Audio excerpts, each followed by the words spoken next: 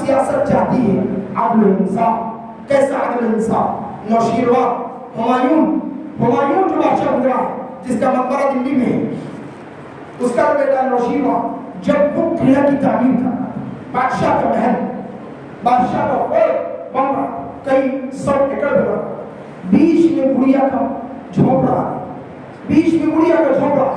ساری حکومت کے جتنے وزراء تھے سب نے کہا کہ اس کو تیز نظر بڑھاؤ، اس کی کیا قیمت ہے؟ کہیں بڑھیا کے پاس جاؤ، اجازت دو، وہ اگر دیتی ہے ٹھیک، ورنہ قلعے کو گھما. بڑھیا کا نہیں ہوں.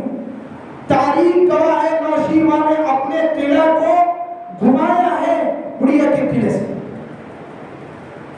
ظلم و جبر و استبداد اسلامی سیاست نہیں سکھاتی، عدل و انصاف سکھاتی.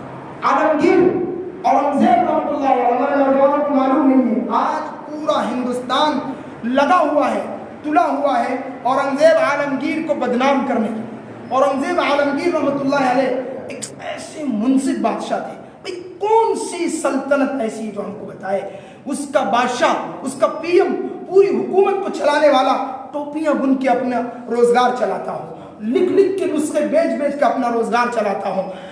محمد بن قاسم جب ہندوستان آئے، دسترخوان پہ بیٹھے، ہزاروں نعمتیں، چھوٹا سا کپڑا کھول رہے، اس میں سوکھی روٹیاں ہیں. لوگ پوچھ رہے ہیں آپ کیا کھا رہے ہیں بادشاہ کے دسترخوان پہ؟